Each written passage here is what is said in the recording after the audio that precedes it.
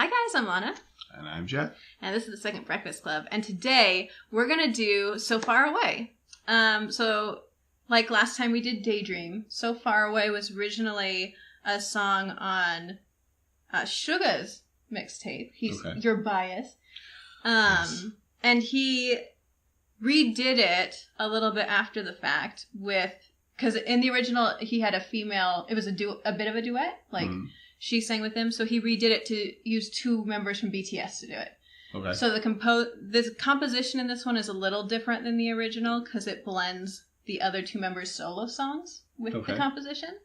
I'm only mentioning that because a lot of people here will expect you to be hearing the original. I chose this one because I think it's a little more interesting in sound, and I really like this one, and a lot of people don't tend to do this version because it came later.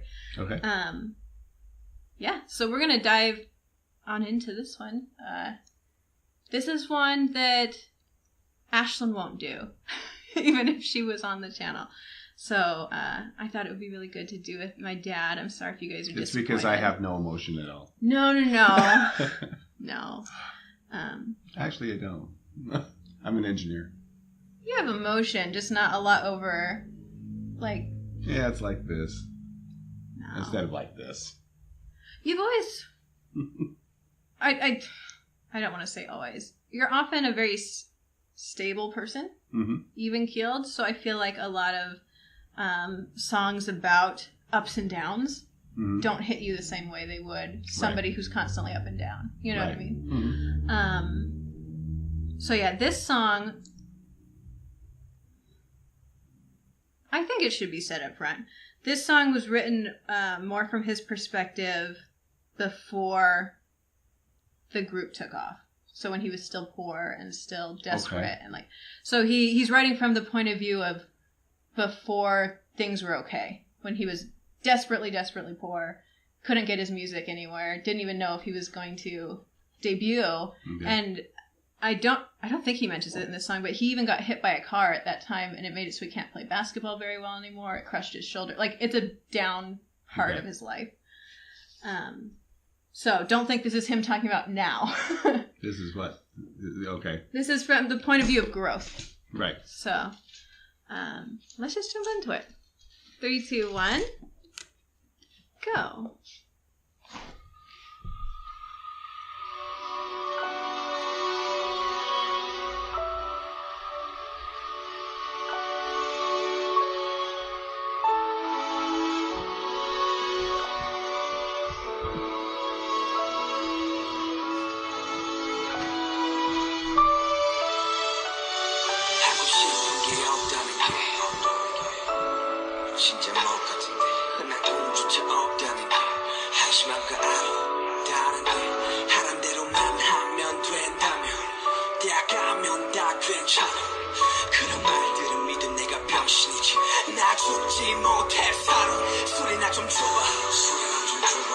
오늘은 취하고 싶으니 제발 말해주마 뭐든 좋아 백새끼가 술 마시는 건 사치지만 취하지도 않은 버틸 수가 없어 모두가 달리는데 왜 나만 여기 있어 모두가 달리는데 왜 나만 여기 있어 모두가 달리는데 왜 나만 여기 있어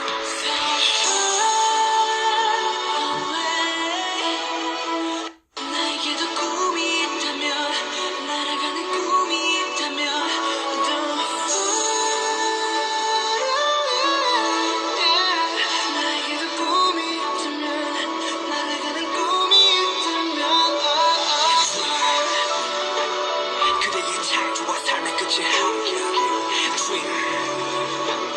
그대의 자리가 어딜지라도 환대하리 결국 실현의 끝에 만개하리 시작은 미약한 점점 끝은 장대하리 그래 시발 죽지 못해서 살아서 하고 싶은 게 없단 건 말이야 무엇보다 외로운데 주변에선 하나같이 정신 차려 난 말뿐이네 화뿐이네 상대는 뭐 나뿐인데 뭘 화풀이해 매일 아침에 눈 뜨는 게 숨쉬는 게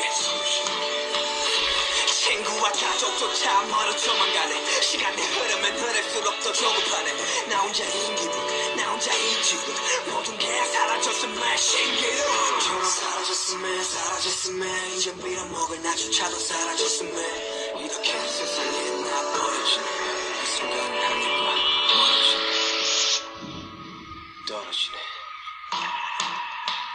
So far away 나에게도 꿈이 desperate for attention. 날아가는 꿈이 있다면 Don't fall away 나에게도 꿈이 있다면 날아가는 꿈이 있다면 그대의 창조와 사는 끝에 함께하게 Dream 그대의 자리가 어딜지라도 말야지 Dream 결국 실현의 끝에 만개하게 Dream 시작은 약한 점점 끝은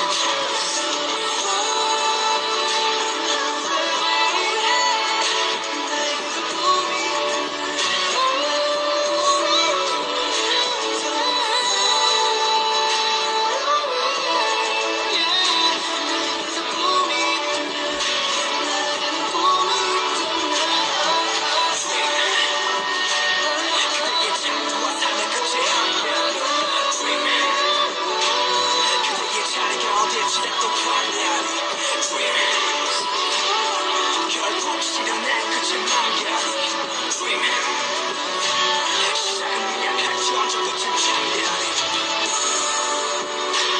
그대의 창조와 삶의 끝에 그대의 자리가 어딜지라도 말야지 결국 실현의 끝에 시작은 약한 점점 끝은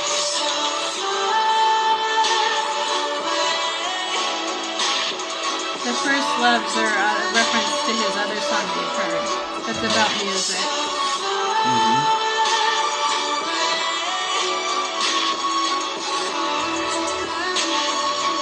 In the background right now, there's snippets from both Jin and Jungkook's solos as well.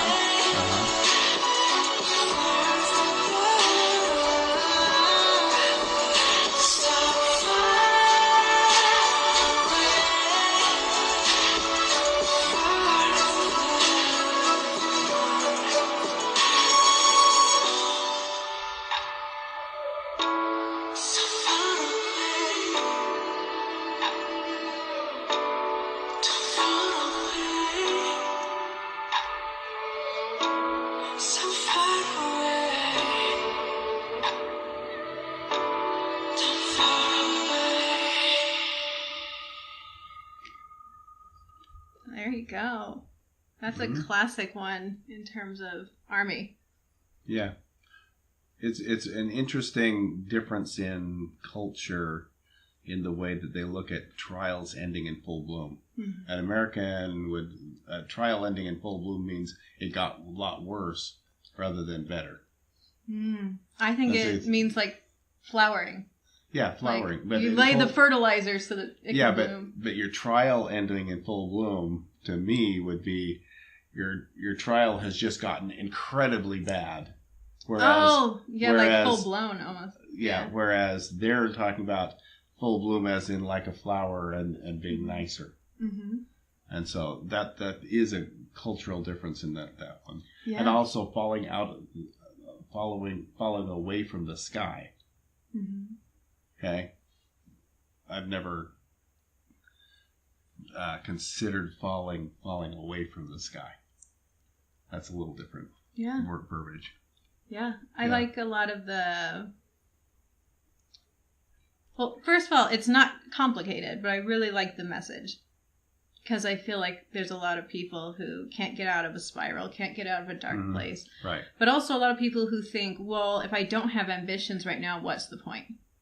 Right. And it's okay to not know where you're going next or even have like a goal for where you're going next. Right. That doesn't mean you're not going to end up somewhere better. Yeah, lines like wherever you go will welcome you. Like, and it was a little hard for me to relate with because when it comes to the first part, since I never drank, you were never in that drinking, well of depression. I was never in that kind of thing, and sort of like there's no desire for a drink. I can't imagine ever wanting to. Yeah. If I was depressed, that's not someplace I would go. Yeah. And so that first part is kind of like I've seen other people in that position, but I just... And that's what I mean by you're never... I understand, but I can't relate. Yeah, which is something I knew coming into this. That it's not something you would relate to much, but you could understand it. Right. And I've also never been in that well of depression. Yes. I guess I get upset, frustrated, but never a well of depression. Yeah. I like that Yoongi is brave enough to talk about that because in South Korea it's incredibly taboo to talk even about mental health, let alone that you have a mental health problem, because to them it would mean that you're damaged. Mm-hmm. And so for somebody who the country now considers incredibly successful to talk about his own mental health problems in a time where anybody would have considered him a failure, to me that's very brave, but also there's plenty of people he's talking to who will understand that. Right. And can take hope that, well, he got out of it, you know. I'm just glad I never got into it. Yeah, absolutely. I think that's another response too. There's a warning of don't get into this. He's by now actually been pretty darn vocal about a lot of mental health stuff and alcoholism problems, like recovery from things like that, and poverty and pressure to be ambitious. And it's okay to have a pause in your life where you aren't doing much and you feel like you're free floating. You know, you said, everybody's running, why am I still here? Like, everybody's going someplace, everybody knows what they're doing, and I'm just stuck here. I did everything that I was told I was supposed to do to be successful. There's nothing. And falling out of the sky is kind of like falling out of the inclusion in other people's worlds. And probably also a little element of like hitting the ground, falling out of what you thought it was going to be and hitting reality. Right. And for him as well, the thing I relate to the most, because I'm not a drinker either. Like that's not where I become a hermit when I'm depressed. I don't. You got that from me. I don't try to change my brain chemistry because I'm not anxious and I'm not introverted. So things like alcohol don't really have a benefit for me at all. Like it doesn't loosen me up. It doesn't, whatever. I already talk too much. These people know this. But the bit I kind of get is that feeling in terms of being driven artistically and nothing is going anywhere. Right. And the frustration you have when there's nothing else you want to do or nothing else you feel like you can do, but it's not going anywhere. You know what I mean? So I think there's an element of artistic frustration there as well. But in general, I think he's talking about everybody, like any kind of job or ambition or... Right, but that's really nothing else that I can relate to either, because it seems like pretty much I've basically been given opportunity after opportunity, and I've never really had any huge failures. Well, and you're one of the people too, though, that values stability over a lot of other things. Right. And I feel like a lot of people who have a lot of luck and blessings and privileges, but also doesn't have a grand illusion of like a job doing something big or like, you know, you just were like, I want something stable that will last me, that might not be my favorite thing, but also isn't the worst thing. And people recognize me as a hard worker, and so I get good jobs and they're stable, and that's great. And I think a lot of people who are of that mindset probably have a little bit easier of a time than people who have big ambitions and goals that rely on other people. Yeah, for example, being famous would be a nightmare for me. Yeah, you and Ashlyn, that's like your biggest fear in the world. Well, I much prefer having other people have the spotlight. Yeah, because then nobody blames you when that's why you keep growing. But no, I knew this was going to be one that you wouldn't necessarily relate immediately to, but you could understand and we could have a bit of a conversation about it. Oh, yeah.